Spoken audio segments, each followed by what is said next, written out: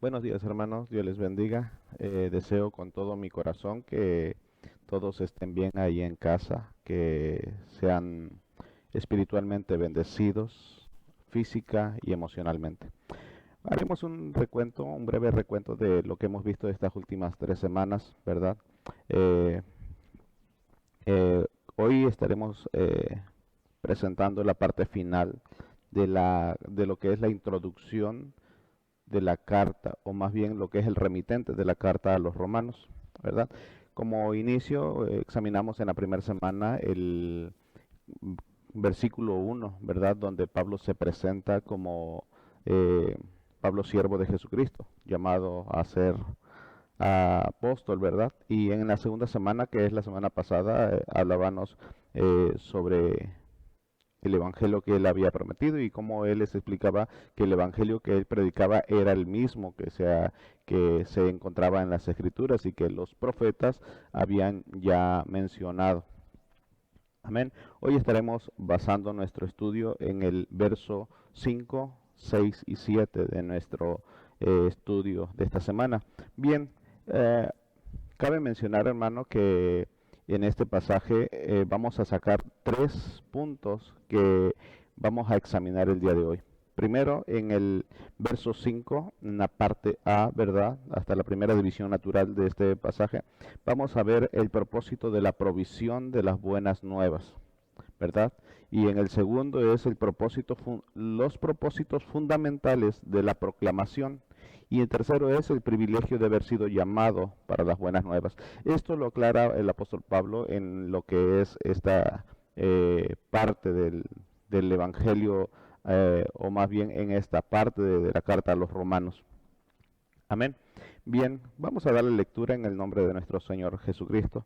Dice, y por quien recibimos la gracia y el apostolado para la obediencia a la fe en todas las naciones por amor de su nombre, entre las cuales estáis también vosotros, llamados a ser de Jesucristo, a todos los que estáis en Roma, amados de Dios, llamados a ser santos, gracia y paz a vosotros, de Dios nuestro Padre y de nuestro Señor Jesucristo. Bien, hace algunos días, hermanos, estaba platicando con una ovejita, ¿verdad? Y le decía que la iglesia no fue llamada a dar consejería eh, moral o psicológica. No, la iglesia no fue llamada a eso. La iglesia fue llamada a compartir las buenas noticias. De hecho, este tema se llama de esa manera, ¿verdad? El propósito de las buenas noticias. Ese es el nombre de nuestro tema del día de hoy. El propósito de las buenas noticias. Ahora bien, si la iglesia fue llamada a compartir las buenas noticias como lo mirábamos la semana pasada, es fundamental, hermanos, que nosotros sepamos cuáles son los propósitos específicos de esas buenas noticias, ya que fuimos llamados para anunciar esas noticias. Mire, nosotros podemos tener una infinidad de amigos, familiares, seres queridos, realmente. Pero si nosotros no sentimos una preocupación fuerte, una pasión por la salvación de ellos, si no tenemos un claro conocimiento de que ellos van a perecer y van a ir al infierno, a una condenación eterna, ¿verdad? No vamos a sentir la pasión porque ellos sean salvos. Por mucho que nosotros los amemos, por mucho que nosotros querramos a nuestros familiares, hermanos, ellos van a perecer en la eternidad, van a estar en un eterno sufrimiento. Y lo peor de todo es que esa sangre, dice la escritura en el libro de Ezequiel, que esa sangre se demandará de nosotros. Entonces tú y yo que escuchamos esa transmisión, hermano, tenemos que tener en claro cuál es nuestra función y cuál es el propósito en este plan de Dios. Tenemos que saber perfectamente por qué Dios nos llamó, cuál es el propósito del por qué nos llamó específicamente, porque a veces hacemos las cosas pero lo hacemos de una manera errónea. No sabemos los privilegios y los deseos, no sabemos los propósitos y no sabemos las metas, no sabemos los objetivos específicos por los cuales Dios te escogió a ti y me escogió a mí. Amén. Eh, Vamos a ver una cita. Dice, las buenas noticias de Dios, hermano, para todo aquel que reciba a Jesucristo o cree en el Hijo de Dios, sea beneficiado o tenga un beneficio, ¿verdad? Observe, Efesios capítulo 1 en el verso 3, Pablo nos aclara esto, dice, con toda bendición espiritual en los lugares celestiales en Cristo Jesús. Dios quiere que seamos bendecidos, que seamos provistos de una enorme bendición, ¿verdad? Espiritual en los lugares celestiales. Es decir, no nada más se limita a la bendición que podamos recibir aquí en la tierra, sino aún más allá de la tierra, es algo trascendental. Bien, por esta razón Pablo podía exclamar con regocijo de esta manera, ya conocéis la gracia de nuestro Señor Jesucristo, que por amor a vosotros se hizo pobre, siendo rico, para que vosotros, con su pobreza, fuésemos enriquecidos. 2 Corintios capítulo 8, verso 9. Citando Pablo a Isaías, ¿verdad? Ahí en Isaías 64:4, el apóstol declara que las riquezas del cristiano incluyen cosas que ojo no vio, ni oído oyó, ni ha subido al corazón del hombre, son las que Dios ha preparado para los que le aman. ¿Te puedes imaginar ese maravilloso privilegio que nosotros tenemos como hijos de Dios? Bueno, y ese privilegio tiene que ser transportado, tiene que ser compartido, tiene que ser llevado a nuestros seres queridos. Mucha gente no se atreve a compartir el Evangelio con sus seres queridos por varias razones. Te voy a mencionar nada más algunas. Unas, por no entrar en contienda, porque creen que el Evangelio va a tener contienda.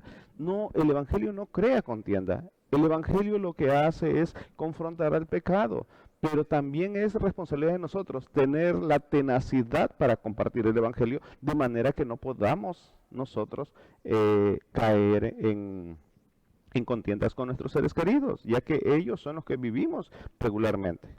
Por otro lado, hermano, también las personas tienen miedo a compartir el Evangelio porque ni siquiera ellos se creen lo que creen. No están seguros siquiera. Muchos no sienten la pasión y el deseo, como lo decía hace unos instantes, no creen que realmente Dios vaya a condenar a sus familiares. Aleluya. Gloria al Señor.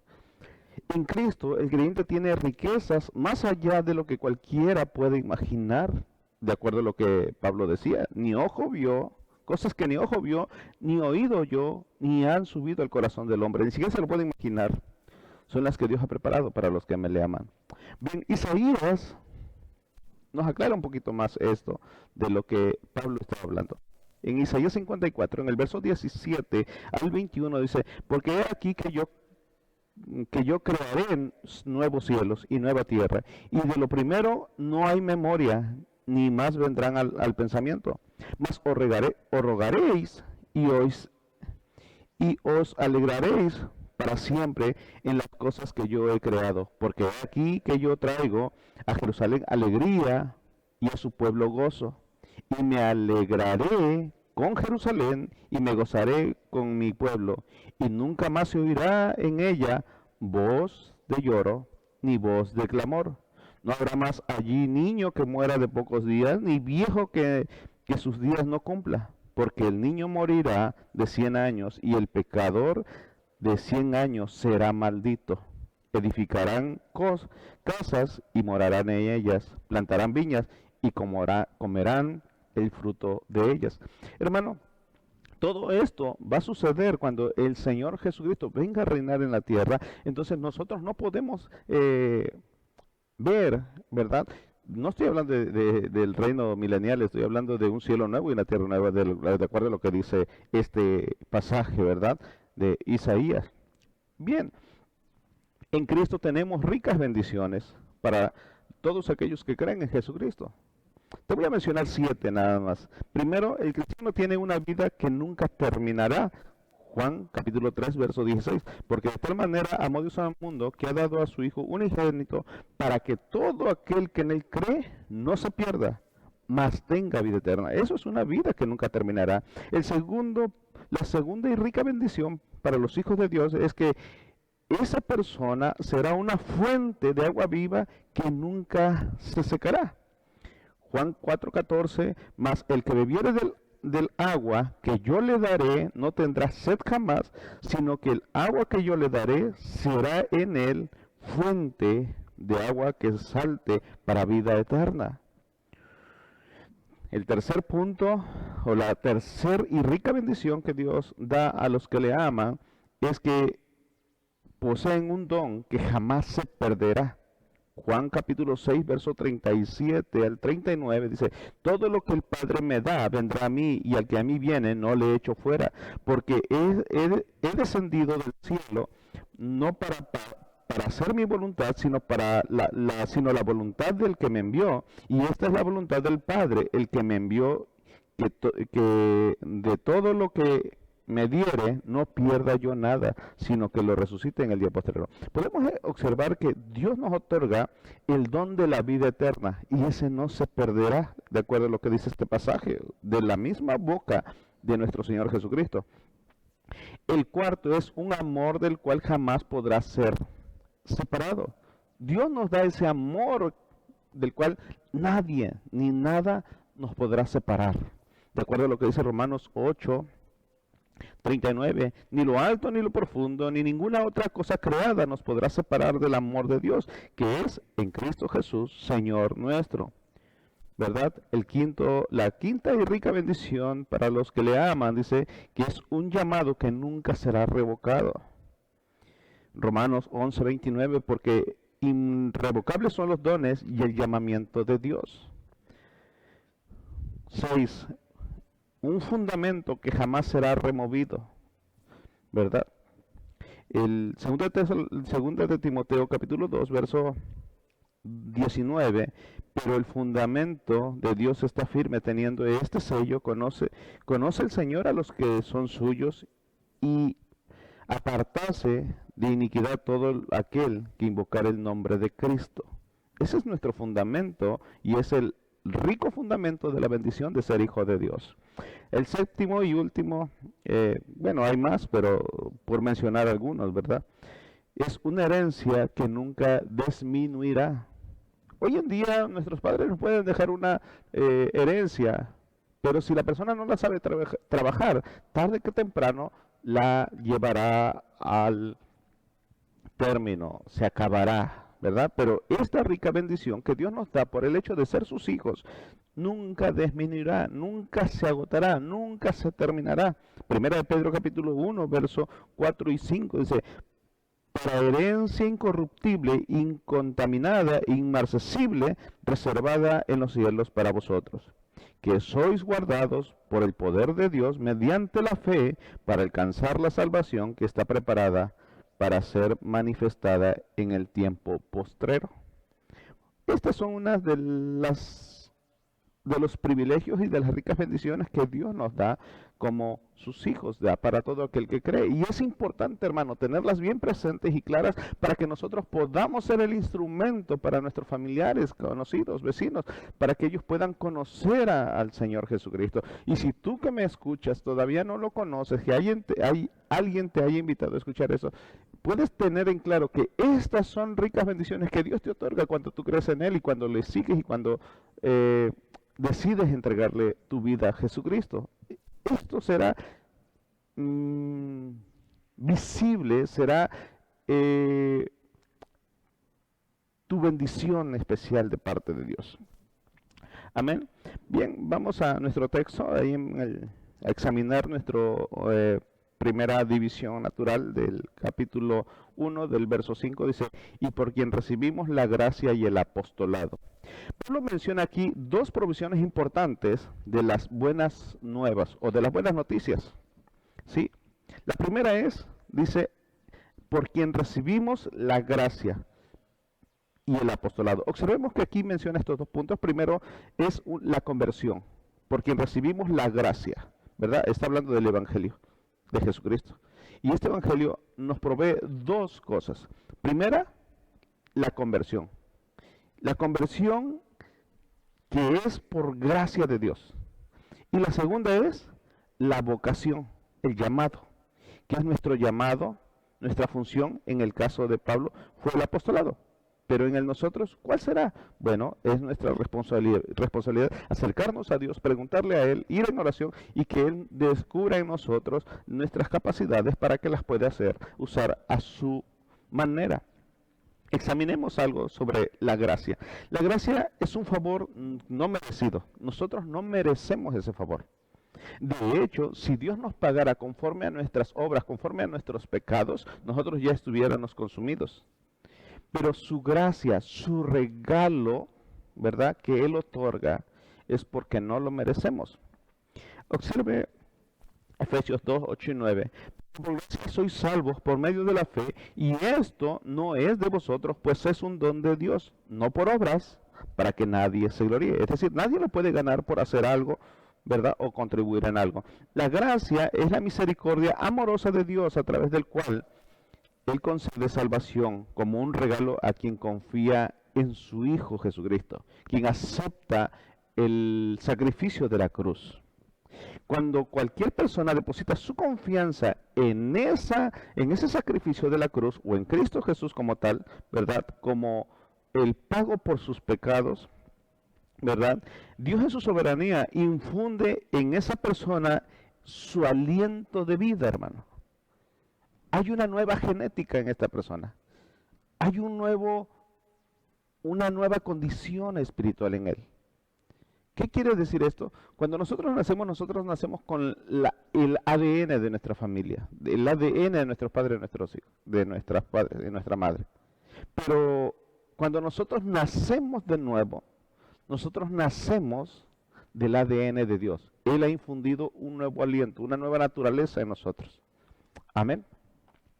Anoche platicaba con una persona, con un hermano, y le decía yo que escuché en una ocasión en un estudio que quien nace una vez muere dos veces, pero quien nace dos veces muere una sola vez. ¿Qué quiere decir esto? Que quien nace naturalmente morirá espiritual y físicamente, o física y espiritualmente. Por eso nace una vez pero muere dos veces. Pero quien nace dos veces, es decir, nace naturalmente, pero nace del agua y del espíritu, es decir, nace espiritualmente, nació dos veces, pero morirá una sola vez, porque ya no podrá morir espiritualmente, solamente morirá físicamente. Por eso es, quien nace una vez morirá dos veces, y quien nace dos veces morirá una sola vez. Espero que comprendas esta parte. Bien. El creyente no tiene causa alguna para congraciarse a sí mismo, ya que en él no contribuye en nada para su salvación, y ni puede hacerlo tampoco, aunque quisiera, no puede hacerlo. El logro humano carece de lugar en la obra divina de la gracia salvadora de Cristo o de Dios mismo. La salvación no viene por medio del bautismo, la confirmación, la comunión, por ser miembro de una iglesia, por la asistencia a la misma, tampoco por guardar los 10 mandamientos. Póngame atención en esto, o tratar de vivir conforme a los preceptos del Sermón del Monte, ahí en Mateo capítulo 5, por servir a otras personas, y ni siquiera, hermano, por servir a Dios. La salvación no se puede ganar por eso. Puede haber personas dentro de la iglesia muy devotas que pasarán años estando ahí, sirviéndole a las demás personas, siendo como un canal de bendición, cumpliendo con todas las normativas de una iglesia, pareciera la más virtuosa de las hermanas o de los hermanos que podrán estar aquí, pero realmente si no hay una nueva naturaleza en ellos, una conversión verdadera, perecerá como el resto de las personas. Se requiere de una conversión, de una justificación, y ese es el objetivo del estudio de la carta a los Romanos. Romanos capítulo 3, en el verso 24 dice: justificaos gratuitamente por gracia mediante la redención que es en Cristo Jesús. Es decir, nada de cada una de las cosas que mencioné te dan la oportunidad de ser salvo. No, quien las hace es como una evidencia de que ya es salvo, pero no porque quiera canjear todo ese servicio, toda esa asistencia a la iglesia para poder ser salvo. No, nadie es salvo por ir a una iglesia. La persona que es salva va a la iglesia, ni siquiera tiene uno que andar detrás de ella diciéndole, hermanos, vengan a los cultos, hermanos, vamos a la oración, hermanos, adoremos, hermanos, levántate, hermano, levanta las manos. No, no se le tiene que andar diciendo, porque ella ya es salva y Dios ha puesto esa en función de fe en ella para hacer todas estas cosas como fruto de que ya es salva. Pero no por hacer todo esto piense que va a ser salva. Tenemos que entender que no viene como resultado de ser moralmente recto. Habrá personas que son muy buenas personas, habrá personas que tengan muy buena educación o reputación, pero perecerán. Aleluya. Gloria al Señor. La gente no se salva solamente por saber de Cristo. No. Marcos capítulo 5, verso 7 y Santiago capítulo 2, verso 19 nos habla el panorama un poquito. Observe lo que dijo una persona, un santo de la antigüedad, antes de morir. Y dijo esto: la gracia es lo único que puede hacernos semejantes a Dios. Yo podría ser arrastrado por el cielo y la tierra, y ser arrastrado por el infierno, y todavía seguiría siendo el mismo pecador desventurado e inmundo, si no fuera porque Dios mismo se dignara el limpiarme por su gracia. Está tremendo esta declaración que hizo esta persona. Dice, la gracia es el único que puede hacernos semejantes a Dios. Yo podría ser arrastrado por el cielo, la tierra y el infierno, y todavía seguiría siendo el mismo pecador desventurado e inmundo, si no fuera porque Dios mismo se dignara a limpiarme por su gracia. El propósito de la provisión, hermano, o de la vocación, en este caso, que es lo que estamos estudiando, ¿verdad? Ya vimos que nosotros somos por gracia y que nadie puede contribuir para la salvación, porque somos salvos por gracia. Por eso Pablo lo mencionó, ¿verdad? Y por quien recibimos la gracia. Ahora vamos a ver sobre el llamado, la vocación, el apostolado, de acuerdo a lo que Pablo decía, ¿verdad?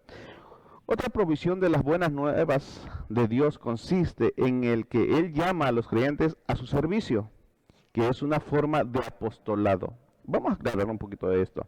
Pablo ya había mencionado su propio llamado y cargo como apóstol en el verso 1, como lo habíamos estado estudiando, y por esta razón parece razonable que parta de esta referencia a su apostolado para discutir el hecho de que Dios llama y envía a todos los creyentes.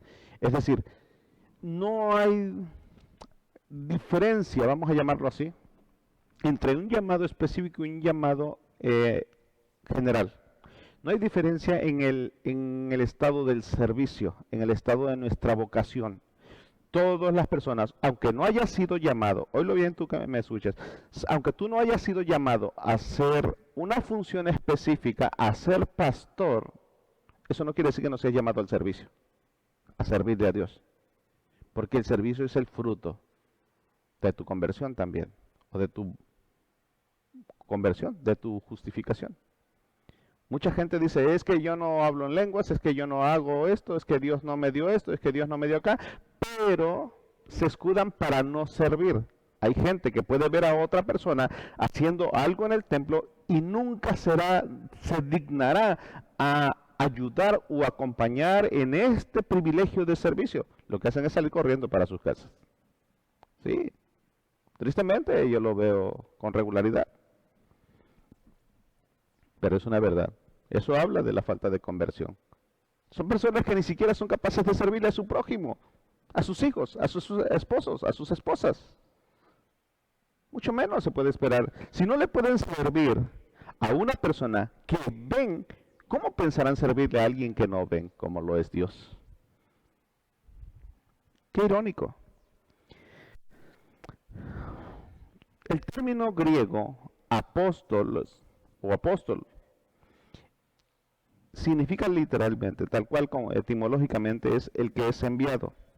Dios en su soberanía escogió a 13 hombres de la iglesia primitiva para ejercer el cargo de apóstoles, dándoles una autoridad divina única y para proclamar y autentificar el evangelio con señales y prodigios, con señales milagrosas. El escritor de Hebreos se refiere incluso a Jesucristo como el apóstol. En Hebreos capítulo 3, en el verso 1, dice: por tanto, hermanos santos, participantes del llamamiento celestial, considerad al apóstol y sumo sacerdote de nuestra profesión, Cristo Jesús. Observe, el escritor de Hebreos lo menciona como un apóstol a Jesucristo. ¿Por qué? Porque él vino a servir, él tenía un llamado, él tenía una vocación. Sin embargo, toda persona que pertenece a Dios mediante la fe en Cristo Jesús también es un apóstol. No, pero no como un apóstol de la apostolitis que hay hoy en día. El apóstol fulano, el apóstol mengano. No, ese tipo de apóstol. Estos no son apóstoles, hermano, en el sentido general de la palabra, ¿verdad? En cierto sentido no oficial, todos somos llamados, todos somos ejercidos como apóstoles, porque fuimos llamados para ser enviados por Cristo. Entonces, en ese sentido no oficial, sí somos apóstoles. Amén. Fuimos llamados por las buenas nuevas para ser enviados a compartir las buenas nuevas. En este sentido es que pudieras llamarte apóstol, pero no en el sentido técnico de la palabra. Dos líderes de la iglesia primitiva que de otra forma habrían quedado en el anonimato si no hubiera sido por esta frase. Uno de ellos es Androico y Junias, fueron nombrados como apóstoles en Romanos capítulo 16 en el verso 7. Dice así: muy estimado entre los apóstoles y quien también fueron antes de mí en Cristo Jesús. Observe, muy estimado entre los apóstoles, se refiere a Androico y Junias, muy estimado entre los apóstoles y quien también fueron antes de mí en Cristo Jesús. Otro ejemplo está en Hechos capítulo 14, verso 14. Cuando lo oyeron los apóstoles, observe, Bernabé y Pablo, cuando lo oyeron los apóstoles, Bernabé y Pablo, rasgaron sus ropas y se lanzaron entre ellos. Aquí Bernabé también es nombrado como apóstol, no en el sentido técnico de la palabra como Pablo, ¿verdad? Pero es nombrado porque él también fue enviado, en el caso de Bernabé. Bien, también vemos a Epafrodito, que la palabra, un sinónimo de apóstol, también es mensajero, porque es enviado. Entonces, aquí menciona en Filipenses capítulo 2, en el verso 25, ¿verdad? Y también en 2 de Corintios capítulo 8, verso 23, dice: y en cuanto a Tito, es mi compañero y colaborador para con nosotros. Y cuanto a nuestro hermano, son mensajeros de las iglesias y la gloria de Cristo. Es el término usado como apóstol también. No obstante, esos hombres, por muy piadosos que hayan sido, cada uno de estos que mencionan, como Bernabé, ¿verdad? Androico, Junias, ¿verdad? Timoteo, Epafrodito, por muy piadosos que hayan sido, hermano, fueron apóstoles en el sentido técnico de la palabra.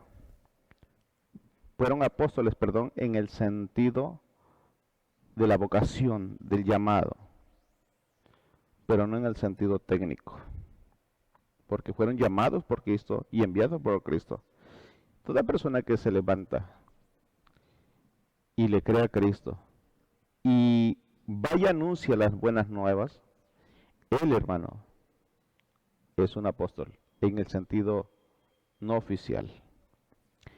El Señor nunca proporcionará una conversión sin una comisión. Cuando por gracia hemos sido salvos por medio de la fe, de acuerdo a lo que dice Efesios, Pablo explica que esto no es algo que nosotros, sino que es un don de Dios. Nosotros no podemos generar esto en nosotros, porque es un don de Dios. no por obras para que nadie se gloríe, sino que él prosigue explicando. Pablo explica detenidamente cuando Dios nos salva en virtud de ello, nos convertimos en hechura suya, creados en Cristo Jesús para buenas obras, las cuales Dios preparó de antemano para que anduviésemos en ellas. De acuerdo a lo que leímos en Efesios capítulo 2, verso 8 hace un momento.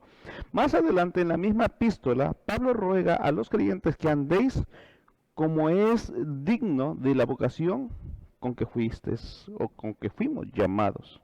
En el capítulo 4, en el verso 1. Bien, quiero leer una anécdota. Se dice que al vencedor de uno de los Juegos Olímpicos de la antigua Grecia se le preguntó: Espartano, ¿qué vas a obtener con esta victoria? A lo cual él respondió: yo, Señor, tendré el honor de luchar por mi rey desde la primera línea de combate. ¿Se puede imaginar el espíritu, el deseo, la vocación de este gladiador? Esa debería ser la actitud de nosotros como creyentes con referente a nuestro Señor Jesucristo, referente a nuestro Salvador. Bien, después de uno de los sermones del doctor Moody, ¿verdad? Un hombre bastante educado se le acercó a él y le dijo: discúlpeme, pero usted incurrió esta noche en 11 errores de gramática. Con una réplica amable y graciosa, Moody le dijo: es muy probable que yo lo haya hecho. Mi educación temprana tuvo muchas imperfecciones, pero yo he puesto toda la gramática que conozco al servicio del maestro. ¿Qué me dice de usted? ¿Qué quiere decir esto, hermano? El doctor Moody tenía, o más bien, D.L. Moody fue uno de los principales predicadores de su temporada.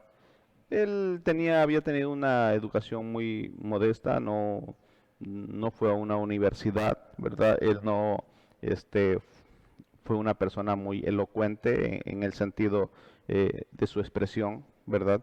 Pero, más sin embargo, lo poco o lo mucho que él tenía lo había puesto al servicio de Dios. Hoy en día puede haber personas muy dotadas gramaticalmente, pero más sin embargo, la pregunta sería: ¿y qué están haciendo? Y desde las sillas nos pueden estar criticando a un predicador con poca elocuencia, pero la pregunta es: ¿y ellos qué le están ofreciendo a Dios? Es decir, ellos que tienen las capacidades, vamos a llamarlo así, sobresalientes en esa área, ¿realmente lo están haciendo? ¿Realmente están apoyando? ¿Le están rindiendo esa parte a Dios? Bueno, en otra ocasión un hombre se acercó al señor Moody y le dijo: no me gusta su invitación, no creo que esa sea la forma correcta de hacerlo. Observe, una crítica constructiva. Y Moody le contesta: aprecio su comentario. Yo también me he sentido incómodo al respecto. Me gustaría conocer una forma mejor de hacerlo. Y le pregunta Moody a la persona, le dice: ¿cuál es su método para invitar a personas a Cristo? Y le contesta la persona que lo estaba criticando, le dice: no tengo un método. Contesta Moody y le dice: entonces me gusta más el mío. ¿Qué quiere decir esto? Mucha gente a veces señalará a las personas, pero no son capaces de consagrarse o dedicarse o rendirse a Dios o rendirle a Dios sus servicios de acuerdo a sus capacidades, sin importar cuál pueda ser las limitaciones que nosotros tengamos. Cuando Dios nos llama por su gracia, Él también nos llama a su servicio. Nadie que puede decir que ha sido llamado por Dios puede decir no puedo, porque Dios te dará la capacidad de hacerlo. A lo mejor no igual que los demás, pero Dios contigo va a lograr lo que otro no puede lograr con sus grandes capacidades. Y no es porque no puedas, sino porque simplemente no le rinden esa parte a Dios para servirle. Bien, el segundo punto son los propósitos fundamentales de la proclamación. Hay dos propósitos fundamentales de la proclamación, o el evangelismo, como a muchos alegan que ya se está perdiendo la palabra evangelismo. No, es la misma frase. La proclamación o evangelismo tiene dos propósitos fundamentales. El primero de ellos es para que los escogidos obedezcan a la fe, de acuerdo a lo que dice el verso 5b. Dice, para la obediencia, ya explicamos, y por quién recibimos la gracia y el apostolado. Ahora, para la obediencia a la fe por todas las naciones, en todas las naciones, por amor de su nombre. Ese es el texto. Entonces, vamos a ver aquí que para la obediencia a la fe, este es el primer propósito. El primer propósito de la predicación, hermano, o del evangelismo, de la exposición de la palabra, ¿verdad? Es para que los escogidos, ¿verdad?, obedezcan a la fe. Y el segundo propósito, hermano, es para que Dios sea glorificado. Ahora, quiero destacar algo en esta parte. Aunque Dios centró su atención en el ser humano para llamarlo, para escogerlo, para traerlo a la salvación, aún así el hombre no es el centro del evangelismo. Es Dios. ¿Sí? Tenemos que tener en claro eso. Al igual que Pablo, todo creyente está llamado no solamente a la salvación y al servicio, sino también a testificar de Cristo, a fin de traer como resultado que otros procedan a obedecer a la fe.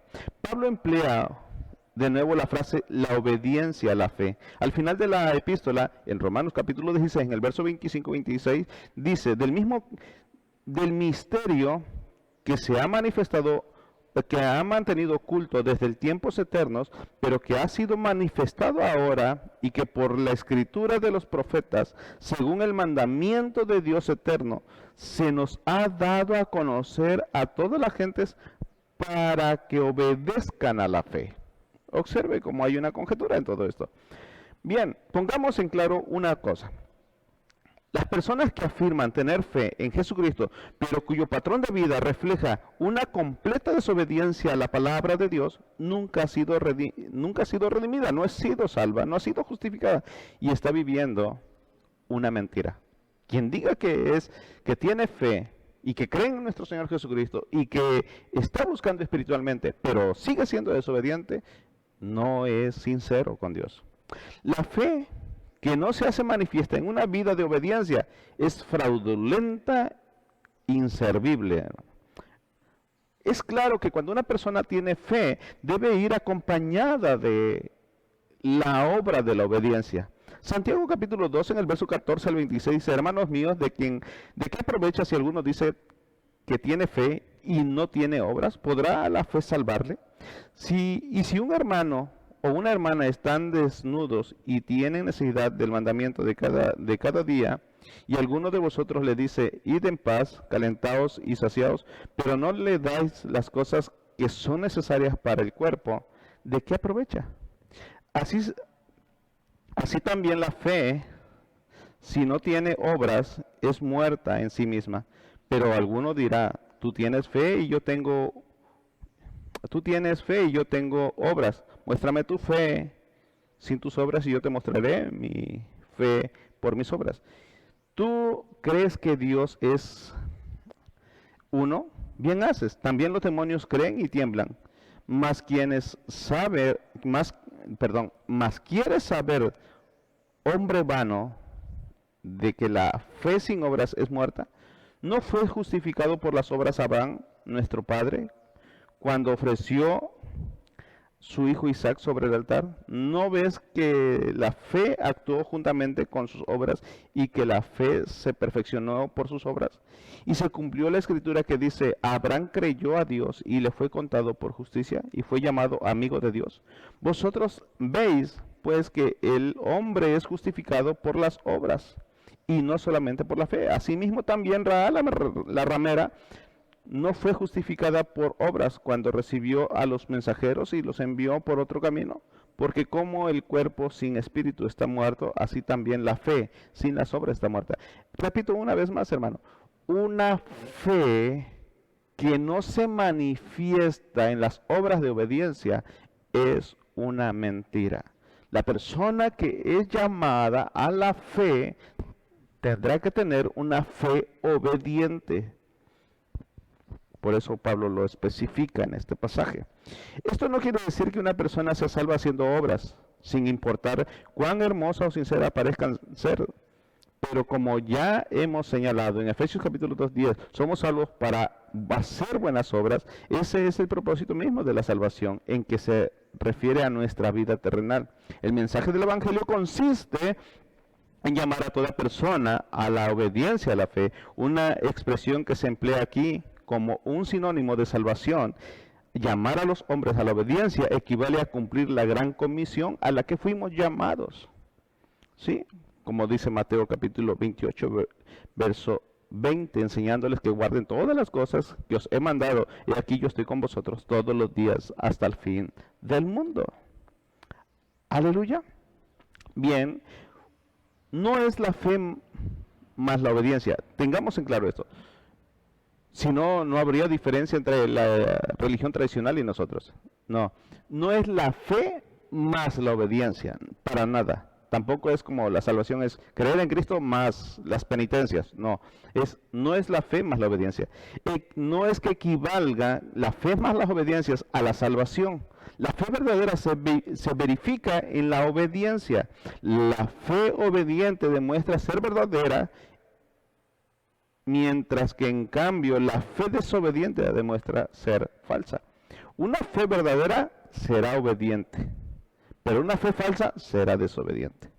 La fe obediente es la que Pablo elogia a los creyentes en Roma al decir: primeramente doy gracias a mi Dios mediante Jesucristo con respecto a todos vosotros, que vuestra fe se divulga por todo el mundo. Es el pasaje que corresponde a la semana que entra. Vuestra obediencia ha venido a ser notoria para todos, así que me gozo en vosotros. Capítulo 16, verso 19. En primer caso, Pablo aplaude específicamente su fe. Y en el segundo, enaltece específicamente su obediencia en este pasaje. Ambas cosas, la fe y la obediencia, son manifestaciones de dos lados inseparables de la moneda de la salvación, que Pablo llama aquí obediencia por la fe. Hermano, Dios tiene muchos títulos a lo largo de la Escritura, desde Génesis hasta Apocalipsis, tiene muchísimos. Pero solamente el título Señor es el que sobresale.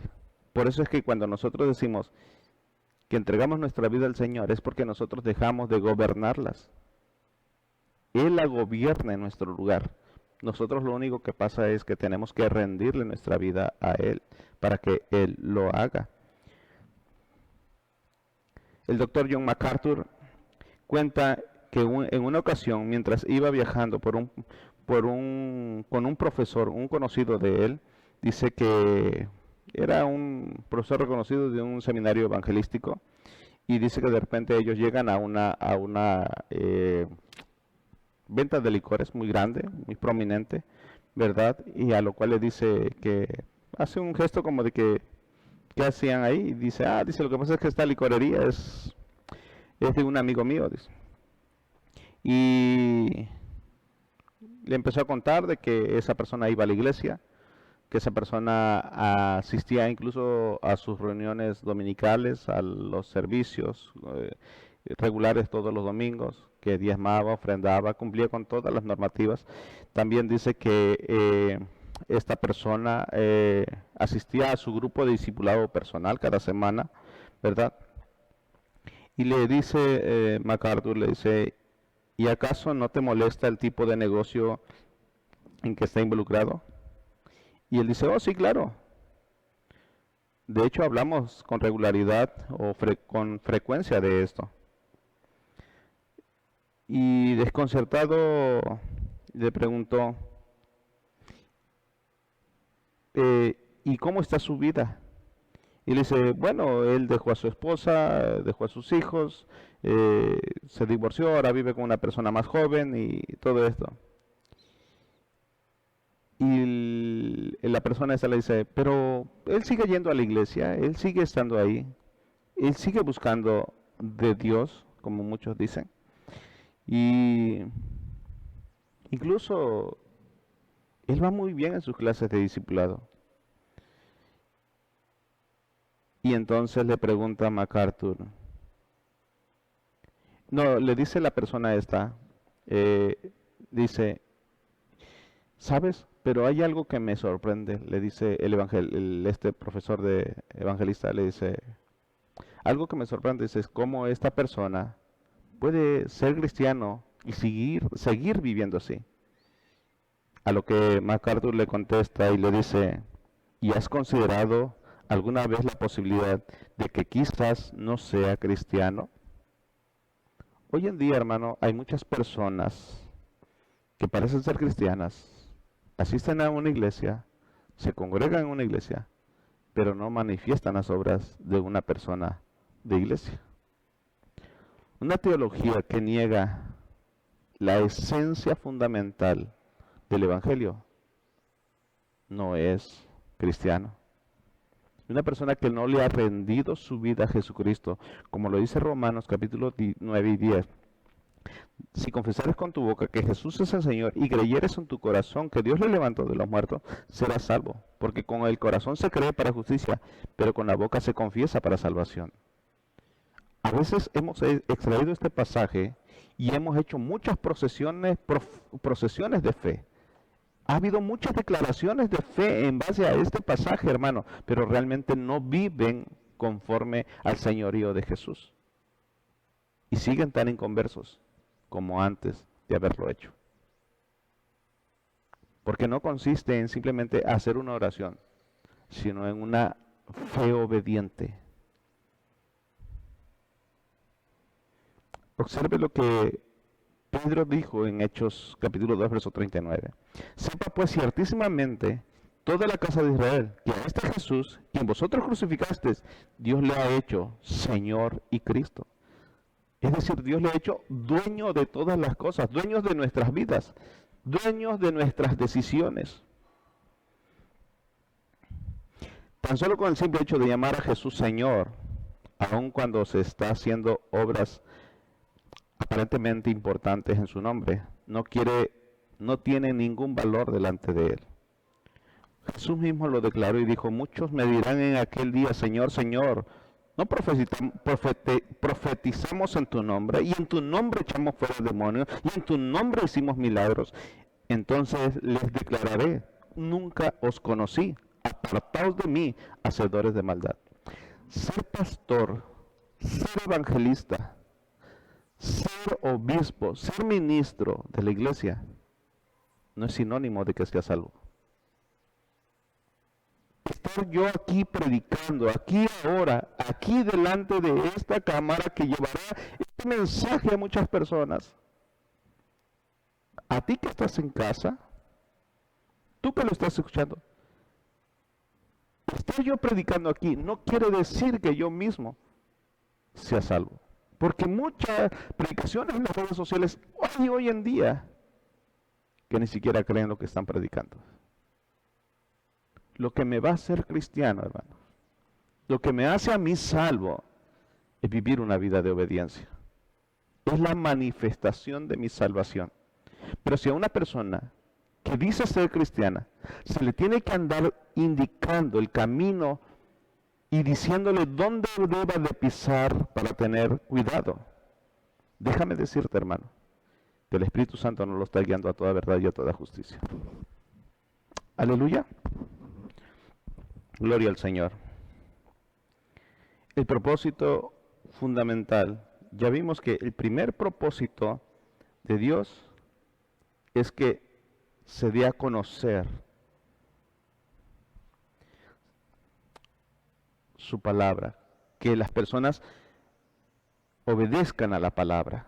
Y el segundo es que Dios sea glorificado. todo lo que hemos visto desde el verso 1 con referente al predicador, el verso 2 la promesa, el verso 3, el 3 y 4 la persona, el verso 5 la provisión, ¿verdad? El verso 4 la proclamación y los privilegios, y aún los privilegios, que es el punto que vamos a ver, todo tiene un objetivo específico, y es de que todo esto glorifique a nuestro Señor Jesucristo. Sí. Los propósitos fundamentales el propósito fundamental de la proclamación, hermano, es que las personas escogidas, seleccionadas, obedezcan a la fe, y aquellos que no son, que el propósito específico es que aquellas personas seleccionadas obedezcan a la fe, y el segundo es que Dios sea glorificado. Aleluya. Dice la Escritura en Filipenses capítulo 2, verso 10, 11, que un día en el nombre de Jesús se doblará toda rodilla de los que están en el cielo y en la tierra y debajo de la tierra, y toda lengua confiese que Jesucristo es el Señor, para gloria de Dios Padre. 2 Corintios 4:15, para que abundando la gracia por medio de muchos, la acción de gracia sobreabunde para la gloria de Dios. Todo esto, hermano, todo esto tiene como fundamento traer glorificación a Dios, salvación. No solamente la salvación, sino la obediencia. Y ser obediente a Cristo incluye acercar a otros a Él, a la fe, hermano. Aleluya. Repito, no solamente somos llamados nosotros a creer a la salvación y a la obediencia, sino también a ser obedientes y conducir a otros a que ellos también obedezcan a Dios. Vamos a ver el privilegio de las buenas nuevas. Ahí en el capítulo 7 de Romanos 1, en Romanos 1, capítulo verso 7. A todos los que estáis en Roma, amados de Dios. Voy a ir un poquito más rápido porque me está ganando el tiempo. Pablo se dirige aquí a todos sus hermanos creyentes en Roma, amados de Dios. Una de las verdades más reiteradas y destacadas en las Escrituras es el amor y la gracia de Dios para aquellos que le pertenecen. David oró: acuérdate, oh Jehová, de tus piedades y de tus misericordias que son perpetuas. Salmo 25:6, ¿verdad? Cuán preciosa, oh Dios, es tu misericordia. Salmo 36:7. Isaías escribió jubiloso: de las misericordias de Jehová haré memoria, de las alabanzas de Jehová, conforme a todo lo que Jehová nos ha dado, y la grandeza de su beneficio hacia la casa de Israel, que les ha hecho según sus misericordias, según la multitud de sus piedades. Jeremías dice lo siguiente: con amor eterno te he amado. Esto son palabras del Señor a través de Jeremías. Con amor eterno te he amado, por tanto te prolongaré mi misericordia. Pablo declara que Dios es rico en misericordia por su gran amor con que nos amó, aun estando nosotros muertos en pecados. Juan dice: mira cuál amor nos ha dado el Padre para que seamos llamados hijos de Dios. Observe, hermano, que si algo sobresaliente está en las Escrituras es el amor de Dios para con nosotros. Todo creyente ha sido acepto para con Dios por medio de Jesucristo. Efesios capítulo 1, verso 6, para alabanza de la gloria de su gracia, por la cual nos hizo aceptos en el amado. Cada creyente es un hijo de Dios y amado en el nombre del Hijo de Dios, Jesucristo. Pablo dice: el amor de Dios ha sido derramado en nuestros corazones por el Espíritu Santo que nos fue dado. Romanos 5:5. Amén. Gloria al Señor.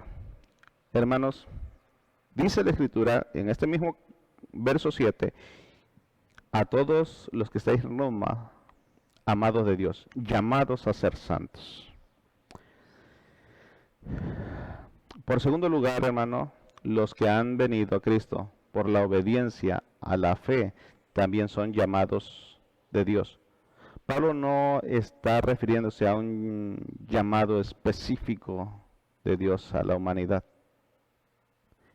Repito, Todos los que somos llamados de Dios, óigalo bien, todos los que somos llamados de Dios es porque hemos sido seleccionados, escogidos de Dios desde el vientre de nuestra madre. Gloria al Señor. Quiero darte unos versículos, 14 versículos que hablan de cómo Dios nos ha seleccionado desde el vientre de nuestra madre. Mateo capítulo 20, 14, verso 15 al 16. Así los primeros serán los postreros y los postreros primero, porque muchos son los llamados, observe, más pocos los escogidos. Juan 15, 16, no me elegisteis vosotros a mí, sino que yo os elegí a vosotros.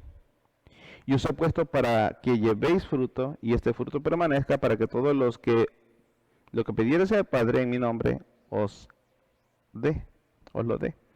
Juan capítulo 17, verso 9, yo ruego por ellos, no ruego por el mundo, sino por los que me distes, porque tuyos son. Observe que ya hay una selección anticipada. Hechos capítulo 13, verso 48, los gentiles oyendo esto se regocijaron y glorificaban a la palabra del Señor y creyeron todos los que estaban ordenados para la vida eterna. Romanos 11:5, así también aún en este tiempo ha quedado un remanente escogido por gracia. Efesios 2:8 al 10, porque por gracia sois salvos por medio de la fe, y esto no es de vosotros, pues es un don de Dios, no por obras, para que nadie se gloríe, porque somos hechura suya, creados en Cristo Jesús, para buenas obras, las cuales Dios preparó de antemano para que anduviésemos en ellas. Primera Tesalonicenses capítulo 1, verso 4 y 5, porque conocemos, hermanos, amados de Dios, vuestra elección, pues en nuestro evangelio no llegó a nosotros en palabras solamente, sino también en el poder, en el Espíritu Santo y plena certidumbre, como bien sabéis cuáles fuimos entre vosotros por amor de vosotros. Segunda de Tesalonicenses capítulo 2, verso 13, pero nosotros debemos de dar siempre gracias a Dios respecto a nosotros, hermanos amados en el Señor, de quien Dios os haya escogido desde el principio para salvación. Observe que Dios nos haya escogido desde el principio para salvación, mediante la santificación por el Espíritu y la fe en la verdad, a lo cual os llamo mediante nuestro Evangelio, para alcanzar la gloria de nuestro Señor Jesucristo. Segunda de Timoteo capítulo 1, verso 9, quien nos salvó y nos llamó con llamamiento santo, no conforme a nuestra obra, sino según el propósito suyo y la gracia que nos fue dada en Cristo Jesús antes de los tiempos de los siglos.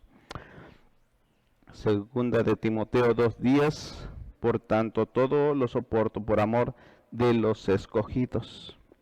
Primera de Pedro 1:2, Pedro, apóstol de Jesucristo, a los expatriados de la dispersión por el Ponto, Galacia y Capadocia, Asia y Bitinia, elegidos según la presciencia de Dios Padre. Apocalipsis 3:8, y la adoración de todos los moradores de la tierra, cuyos nombres no estaban escritos en el libro de la vida del Cordero, que fue inmolado desde el principio del mundo. Apocalipsis 17:8, la bestia que ha sido y era y no es, y está para subir del abismo e ir a predicación a los moradores de la tierra, aquellos cuyos nombres no estaban escritos desde la fundación del mundo en el libro de la vida. Apocalipsis 17:14, pelearon contra el Cordero y el Cordero los vencerá, porque en el Señor de señores, porque Él es el Señor de señores, Rey de reyes, y los que están con Él son llamados, elegidos y fieles. A lo largo de toda la Escritura, hermano, podemos ver que efectivamente, y lo cual yo en su momento me resistía a creerlo, ¿verdad? Pero haciendo un estudio exhaustivo de estos pasajes me he dado cuenta que tiene razón.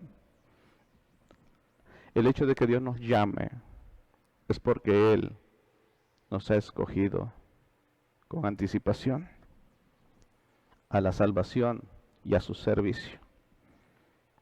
Aleluya.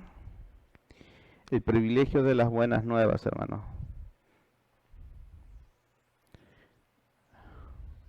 es para aquellos que han sido escogidos. Con esta declaración Pablo termina la parte de el remitente de esta carta. Gracia y paz a vosotros de nuestro Señor y Padre y de nuestro Señor y Señor Jesucristo. Los únicos seres humanos que pueden recibir la maravillosa bendición de gracia y paz son aquellos de quienes puede decir que son los amados, los llamados y los santos de Dios. Ellos son los únicos que verdaderamente pueden llamar a Dios su Padre, porque solamente ellos han sido adoptados para formar parte de su familia divina por medio de su Hijo Jesucristo. Hermano, quiero terminar con esta conclusión, con este relato. Había un hombre, se cuenta de un hombre que era muy acaudalado, tenía un único hijo. Él era común y corriente, no tenía mayores dotaciones. Y este hombre amaba a su hijo con gran pasión. Su hijo muere y el hombre, muy entristecido, que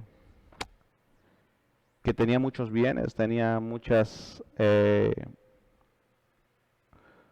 obras de arte, tenía un retrato de su hijo.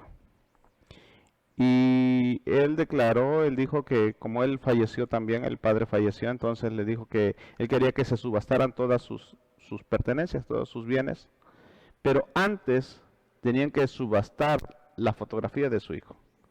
Y cuando la subastan, cuando la compraran, cuando la adquirieran, entonces ya podían hacer uso del resto. Y entonces agarró y le dijo a las personas que empezaran a subastarla. Nadie tomaba interés. Pasaron algún tiempo razonable y nadie quería ese cuadro porque no era un cuadro común y corriente, una fotografía como tal.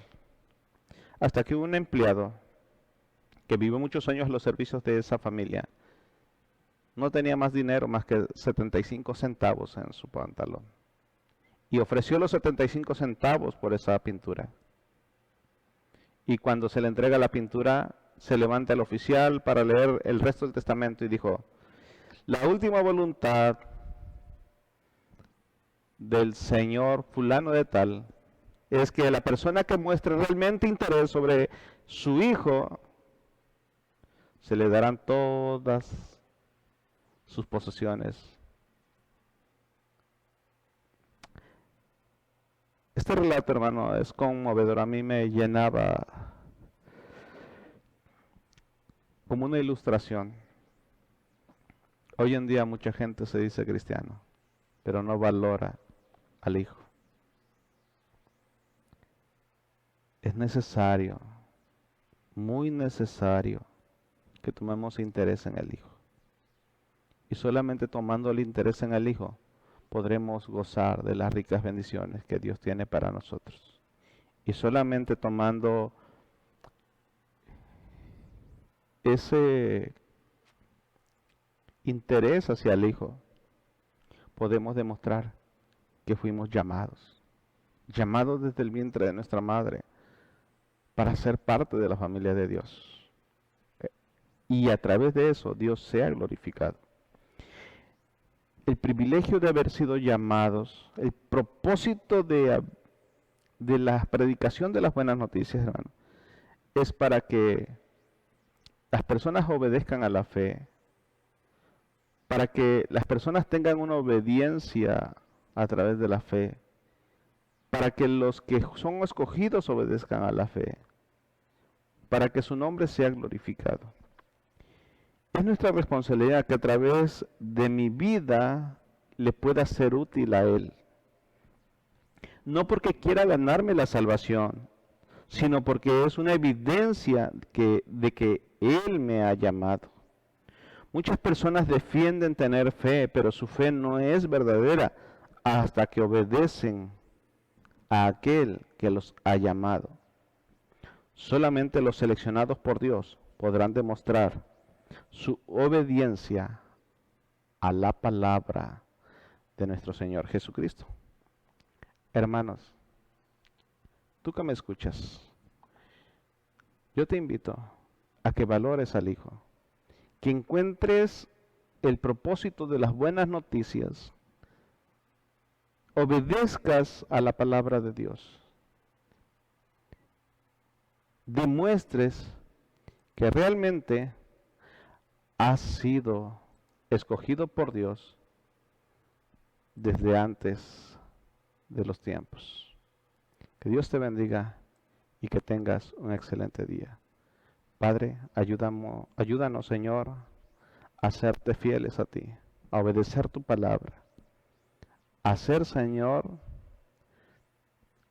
como una ofrenda para ti, Señor, a través de lo que tú quieras hacer. Ayúdanos a ser, Dios, servidores útiles,